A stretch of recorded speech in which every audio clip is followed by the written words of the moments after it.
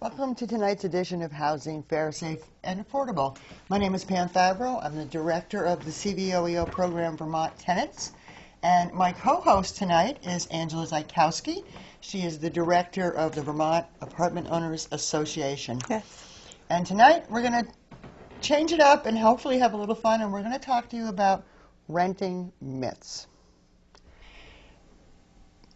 Angela, a couple of weeks ago, we did an all-day seminar for landlords and property managers and things like that. And during the course of this, do you remember the professional property manager who totally thought that something was absolutely true in the law, even though it was not and it never had been? Yes, and we get that all the time.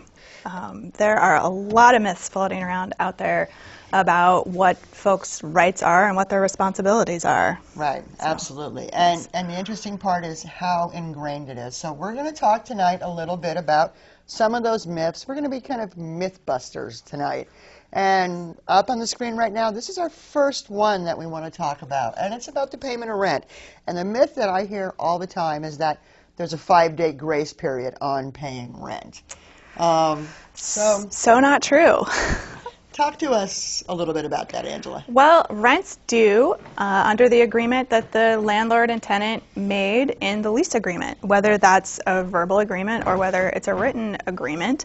And sometimes there might be built-in grace periods where the landlord gives the tenant a certain amount of time to pay their rent after it's due. But you got to read your lease closely because it depends on what your lease says. Or if you don't have a lease at all, then it just goes within what the law says. Right, and the law says it's due at the time and place agreed on by the parties. Right, right. So a lot of the times how I put this when I'm talking to tenants who are calling who say, you know, my landlord sent me a non-payment notice, they're throwing me out because of the, it's not even the end of the month yet. Right. And so I find myself having to explain that this is kind of like cable. You pay at the beginning of the month in advance to be able to use it for the rest of the month. You don't use it and then pay the bill at the end. Right, right. So a real bottom line is, if your rent's due on the 1st and you're a day later $1 short. Right, and what landlords have to be aware of is if the rent's due on the 1st and it's not paid, you have the right to send a tenant a notice on the 2nd of the month. A lot of landlords don't do that. They do give the tenant some time because they know things are coming in the mail, but technically, 2nd day of the month, rent's not in, you can send a notice. Yeah, you can. So there's no need at all for landlords to wait on it. So it's a good thing for tenants to keep in mind, but you're right, it's a good thing for landlords to keep in mind too. Right. I often, unfortunately, meet with and work with tenants who have finally gotten the notice, but it's suddenly 3 or 4 months rent because the landlord hesitated. What do you advise landlords in that situation? I think it becomes more difficult for a tenant to find resources to help them in those circumstances. Absolutely. Most of the agencies providing help to tenants are going to assist with 1 to 3 months of back rent, and they're also going to ensure that the tenants have the ability to pay the rent going forward. Landlords really should get on non-payment of rent cases quickly. I'd say if you want to give it a month to cut your tenants a little slack, maybe they got into a rough situation, their car broke down, they had a big unexpected bill, that's fine, but I wouldn't let it slide too long. Right. Because the longer you let it slide, the more difficult it is for everybody, landlord and tenant. Right. And strangely enough, as the director of a so-called tenant-related, just specific program, you know, and I know, we're really a renting education program. Right. And I agree with you. I think a tenant needs to understand that it's a clear responsibility. And I think you're absolutely right. There are resources for help, but they can't get help until they have that notice in their hands. So I think it's a great piece. And I understand landlords' reluctance. They don't want to keep mailing notices, having the tenant pay, and then the next month they mail another notice. It does get tiresome, but sometimes that's what you have to do. Yep. So, you know, Comcast, if you don't pay their bill, doesn't say, I don't think I'm going to send them a bill this month, or late notice. They're watching something. We know. Right. They don't. No, they just send it out. Okay. All right, let's talk about another interesting myth. Let me bring this up. The landlord can't charge me for damage if it was an accident, and I absolutely hear a lot. You know, I had a friend over and they did this and it broke and it wasn't my fault. Yeah. Unfortunately, a lot of damage is accident. Right. It falls into that category. I mean, for the most part, tenants don't intentionally break things in a rental unit. Those are sort of the rare cases, I would think, or not think. They are the rare cases where it's an intentional damage. But accidents happen. Yeah. The baseball goes through the window, something gets dropped on the carpet that stains, your dog likes to scratch at the door. Those are all yes, my dog accidents. likes to scratch at the door. Yes, absolutely. They are, absolutely. And I talked to a tenant actually just this morning who the landlord had taken money out of a security deposit for carpet cleaning. Yeah. And they were going, normal wear and tear and things like that. And throughout the conversation, it turned out that there was a fairly large Merlot wine stain on a bedroom carpet. Yeah. And this woman said to me, but it was an accident. I didn't do it on purpose. Right. And so, even if it's an accident, your landlord can deduct for damages for it. Right. And even if it's something your guest does, so it doesn't have to be something that you do. Especially something your guest does. And I think that's something that a lot of people don't take into consideration. Right. And that, the statute that we just had up on the screen and we're showing says you're responsible for your guest's behavior. Right. Right. And I think the other thing to keep in mind as well is the tenant's going to be held responsible for damage if, say, they fail to report something and it turns into a bigger issue. I think water leaks are probably one of the biggest areas we see this. And a small little drip, drip, drip that goes unreported for months all of a sudden becomes rotten floorboards and destroyed vanity, and the tenant's failure to report that to the landlord, they can be held responsible for the larger damage items. Absolutely. Absolutely. I've even seen instances where the landlord paid for water usage in the rental, normal water usage, and something simple as that water drip you're talking about, or a running toilet, that's a big one, and all of a sudden it's a gigantic water bill, and the tenant's saying, they can't charge me for this, water's included. Well, normal usage is. So. Right, exactly. Or another one is heat getting shut off in the winter or turned down too low in the winter. And the pipes freeze. And the pipes freeze. That's another one we see regularly. Right. And then just also, it's not just damage when you're looking at a deduction from a security deposit. Right. And so the law says, and we all know what the law says, damage, unpaid rent, unpaid utilities. Got it. So, and the cost for the landlord to remove any personal property you've left at the premises. So you leave that couch you don't want behind, it's probably going to get deducted from your deposit. Right, absolutely. So. The next myth I want to talk about has so many facets to it that I actually have the entire statute here. And I don't think we need to read it verbatim, but there's so many nuances. So what I hear talking with tenants all the time is that the landlord has to give me a 24-hour notice before they come over. Right. And a lot of landlords have that in their lease. Right. That it's 24-hour notice. Exactly. So not only, first of all, people, it's not 24 hours, it's 48 hours. The law is 48 hours, but the law is so much more detailed than that. And so that's why for this, and I'm just going to hold this slide up for a little while so we can hit it one piece at a time, because this is the actual state statute. And the very beginning of it says, a landlord may enter the dwelling unit with the tenant's consent, which shall not be unreasonably withheld. Right. Talk a little bit about that. So this is a section of the statute that I think most people don't realize is there. So this would cover a situation where, say the tenant has something, that drippy faucet, and they call the landlord and say, I have this drippy faucet, and the landlord says, great, I'll be over tomorrow to fix it. And the tenant says, whoa, you haven't given me a 48-hour notice. I'd say that a refusal to allow the landlord to come the next morning is, unless the tenant has something going on or a legitimate reason, could be an unreasonable withholding of access. Right. You've asked the landlord to come fix something. The landlord's indicated they want to come fix something. Unless you have a pretty good reason, you're just saying no out of hand is not helping the situation and is running afoul of the statute. And it's not reasonable, absolutely. Right. I certainly talk with people, not all tenants. Most tenants want to do the right thing, but there's certainly some that they hold out on that 48-hour notice simply because they have a right to it. Right. And so I'm constantly reminding them, yes, if there's something going on, you're having a family party or whatever, Right. Yeah, it's okay to say that. Right. But Or you work third shift or second shift and Right. you need to A little sleep time, in the right. morning and you prefer the landlord comes in the afternoon. Right. I mean, the thing to remember is not under those circumstances to just say, no, you can't come in, to perhaps respond with, you know, I sleep in the mornings. Could you come in at 1 o'clock? That would be fine. Right. So to show that you are being reasonable about it. Right. And here's the other big part of that consent part. And so what we're talking about with a little negotiation and being reasonable is if the landlord's given less than 48 Right. hours notice. Right. I think a lot of tenants don't understand that once the actual 48-hour notice is given, the landlord doesn't need the tenant's consent to Right. enter. Right.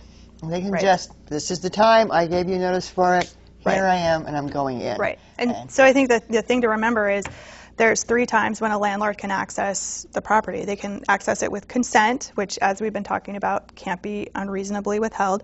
They can enter on 48 hours notice without the tenant's consent. Right. Or they can access without notice and without consent if it's an emergency. Right, right. And, you know, so we have the statute back up, and you're looking at those. But one of the things in that, inherent in that, is the reason for entering the premises Right. after the 48-hour notice. Right. And there's that very broad to inspect the premises, Right. and that's valid, and they can Right. do that. But then the law outlines specific reasons. Right. You know, are they there to inspect? Are they there to make repairs? Are they Right. there to show it to Right. another person? Right.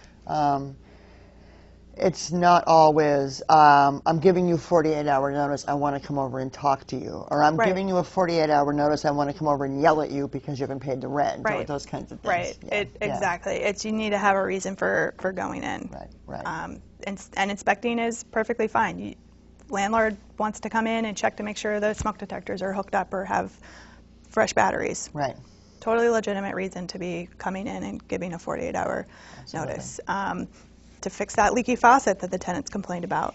Right, right. And again, that's a 48-hour notice, but so if I'm your landlord and I just go in because that faucet's leaking and I've Right. given you no notice, but it's an emergency, that's where things Well, get a little bit iffy. I think it would depend on how bad the leak is. If Exactly. it's a drip, drip, drip into the sink, probably not an emergency. Right. If the water is running out of one of the water pipes from below the sink, that's probably an emergency. Right. And that's why, and I'm going to go back to the slide so that it makes sense. Really, that emergency thing talks about reasonable belief that there's imminent danger to a person or property. Right. So we're really talking about you have a tenant who there's a normal amount of routine, and maybe they're elderly, they're frail, you know, they have some kind of medical issues, Right. and they haven't been seen in a while. Welfare I think it's check. reasonable to even if you need to call the police and talk about a welfare check. Yep. But certainly those basic things, gas smell, smoke, water Right. damage, you know, Right. alarms going off. Right. Those are legitimate, and of course they have a right to enter. Absolutely. And they should. Absolutely. So, let's talk about. And sort of Yes. jumping back, going part and parcel with that is the landlord's ability and right to have a key to the unit Absolutely. itself. Good And point. this is something else that we see frequently where tenants will, for whatever reason, change the locks to the exterior door on the landlord. It's not appropriate, not a good situation. The landlord needs to be able to access the building and access the unit for particularly things like emergencies. Right. And more importantly, have a legal right to access Right. that building, particularly in emergencies or after notice. So, Right. so I'm going to be the tenant then. So, yeah, I changed the locks because my landlord just keeps walking in with no notice. Right. There's tools and resources out there, and the police will issue no trespass orders to landlords Exactly. who are walking in without notice and in violation of the statute. So you don't need to change your locks. There's other avenues Right. that are legal and more appropriate for dealing with that situation. Excellent. Absolutely. Let's talk about tenants moving out and the notice they need to Yeah. give. I've talked to 4 tenants today with Yeah. this, 4, in about 3 hours. So let's take a look at what the laws actually are on a tenant giving notice. Right. So everybody thinks you have to give a 30-day notice. Right. That's just such a given. I have to Right. give a 30-day notice. Right. But that's not what the law actually reads. Right. The law reads full rental period. Right. So and what is and a there rental is period? there is a distinction there. So a 30-day notice would be if I gave you notice on today, July 17th, notice would be effective for August 16th. But a rental period's notice is if I give you notice today that I'm leaving, it's for the month of August. Correct. Assuming your rent's paid monthly. Or your rent's paid on the 1st. Or your rent's paid on the 1st. Right. So it's tied to the rental period for when the rent's paid. Exactly. So one of the examples that I often use, and there's a slide up about it, is, and this is all assuming that you're not under lease. We'll get to that in a moment. But this is all assuming that it's legitimate that you can move and you need to give notice. Right. So if you give a notice, for example, by, and I always tell tenants, no later than midnight on May 30th. Right. All right. Your rental period notice is the month of June to vacate by midnight on June 30th. Right. Exactly. Correct. Here's the other thing that gets people. If you happen to live in Burlington, there's a city ordinance that's Right. different than what the state law is. Right, and the city ordinance says you need to give them 2 rental periods of Correct, notice. correct. So for the example you just gave, that would be July 31st Right. would be the end of that notice period. Right. Yeah. And then here's the other thing that gets tenants all the time. So the law is not just a full rental period. The law is a full rental period unless otherwise stated in the lease. Right. So a landlord and tenant could have a lease that provides for a 30-day notice period. Right. So you do need to check your lease, see what your lease says. And for tenants and landlords, that notice period applies if the lease is at the end of the term or on month to month. Right. So if you're in the middle of your lease, 12-month lease, and you give notice to the landlord that you're leaving, you can't just give the rental period's notice and the lease is somehow canceled. Right, right. You still have the rest of the term that you could be responsible for if the landlord can't find a replacement tenant. Right, exactly. So- a lot of the ways, sometimes how I explain that to tenants that it makes sense is the lease is not just a legal binding contract, Right. but it's a financial contract. Right. So if you break your lease and move before, say, the year on the lease is up, Right. even though you've moved out, sometimes they say to me, well, if I have to pay for it, I'm going to move back. Well, no, you've given up your right of occupancy, but you're financially bound to a contract. Right. Exactly. Right. Exactly. So it's sort of a two different functions that the lease has. And if your lease says you can move with 30 days notice, that means once it goes month to month or at the end of the lease term. It doesn't Right. mean you can just Right. give 30 days notice and leave in the middle of the lease term. Exactly. So- Exactly. And the flip side to that, so folks are saying, well, that doesn't seem fair. The flip side to that is the landlord can't terminate your tenancy for no cause while that year's lease is in Still place. in place, right. So Right. that's So there's a protection for both parties. in it. Exactly. Absolutely. exactly. A huge number of the tenants that I talk to that have gotten a termination notice for non-payment of rent are looking at this scenario. Oh, yes. And that is, I can withhold rent because the landlord doesn't fix things. Right. I've actually even heard I can withhold rent because the landlord's a jerk, or this is a really bad neighborhood, Yeah. or my neighbors are a nightmare. Yeah. And I usually, when I teach this to tenants, I teach, this is a myth. This is wrong. You can't just withhold rent because Right. the landlord's not fixing things. There are very specific guidelines Right. within the law about them. So I'd say most of the time they're not complied with. they're not complied with, right? So there's a requirement that the tenant needs to send the landlord a letter in writing, letting Actual them notice, know yeah. that there are these things wrong with the apartment Right, or and the let me rental. jump in. That's not an email, that's not a text, and that's Correct. not a Facebook message. Right, it's an actual letter. The laws are a little slow catching up with some of our methods of communication. Yep. Maybe one day we'll be there, but not yet. Oh, I like to hope you can't do eviction notices via Facebook. I That would- be That creates a Right. whole another level of issues It does, because it's doesn't it? public. Yeah. I've actually experienced a couple of those with people. Yeah. Anyway, go ahead. So they have to give that written actual So they have to notice. give that written actual notice. The issue that they're complaining about has to materially affect their health and safety. Exactly. These are big things. These are things like my roof is leaking, I don't have heat in the winter, septic backing up into my toilet, shower, sink. I don't have drinkable I water. don't have drinkable water. These are big issues. These aren't the light bulb is out or my smoke alarm is beeping because I haven't replaced the batteries. Exactly. And they're certainly not my sink is dripping. Right. So. Right. So we've established that it's a significant issue. Right. And you've given notice to the landlord. Right. Then what? Then you have the right to do a series of things. You have options. Lawyer, you're missing a skip. You skipped a section. Oh. Got you. She's the lawyer. Oh, goodness. She's the I'm lawyer. in trouble now. The landlord is Has allowed a reasonable reasonable period of time. time to make that repair. Right. So what's a reasonable period of time? Depends on what the repair is that needs to Exactly. happen. If we're talking your septic system needs to get replaced in February, a reasonable amount of time might be May or June when the ground thaws out and you can get the system in. Exactly. Exactly. If it's heat in the winter and it's 20 below outside, it might be a day Yeah. or less. Absolutely. So Yeah. it depends on what's broken, when it's broken, what else is And how much going on. risk there is inherent in that. Right. Yep. Absolutely. So, okay, right. So Right. landlord fails to fix the item Right. that is complained about. Then the tenant does have a series of recourses. Withholding rent is the most commonly known one, but they have the right to go to court to ask for an injunction. They have the right to break their lease and move out.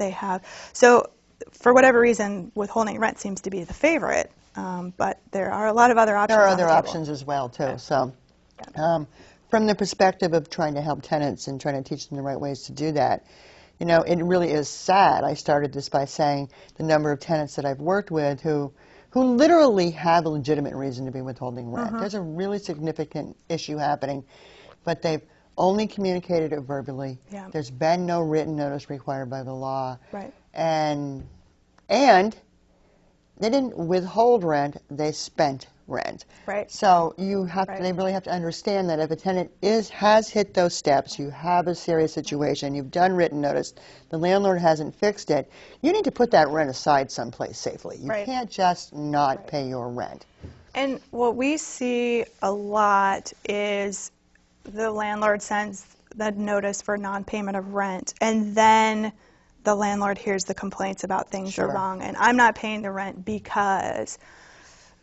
If tenants have legitimate reasons, that's fine, but you've almost sort of missed the bus at that point because that notice is gone Right. From Right. the landlord. It's true. So, So let's look at the flip side of this. My next slide up is from the landlord's perspective. yeah. And that's that they're not going to fix things until Right. the tenant pays the rent. We hear this frequently.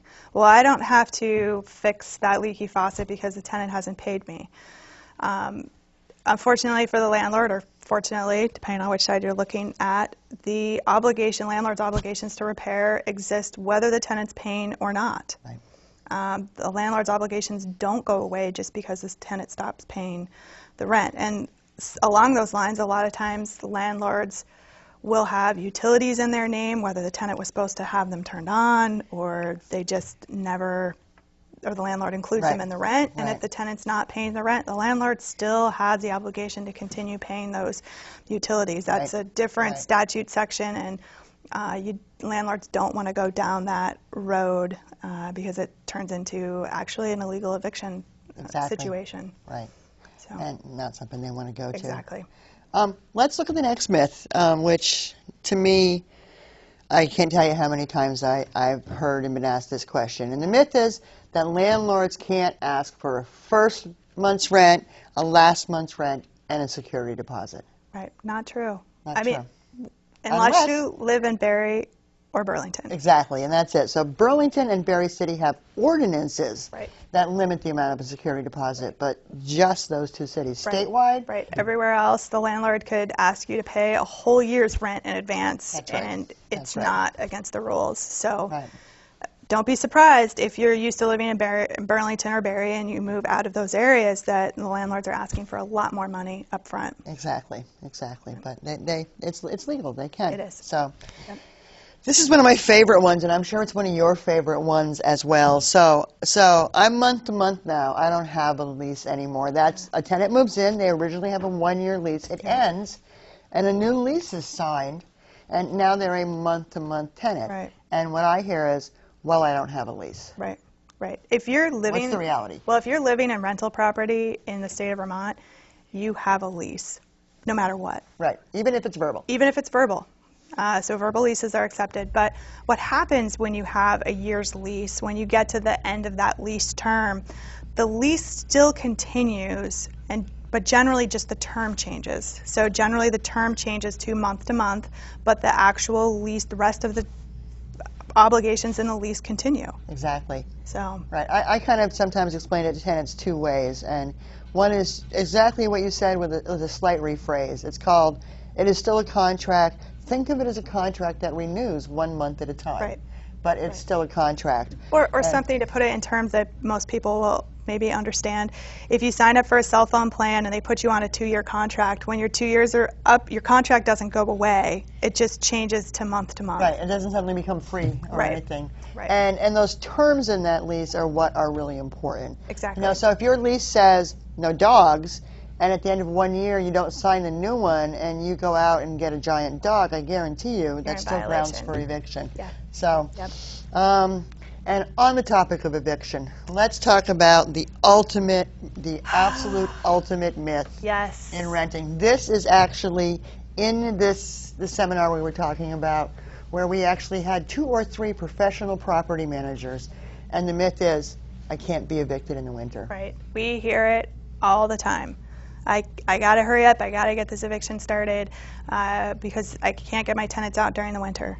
And it's not true.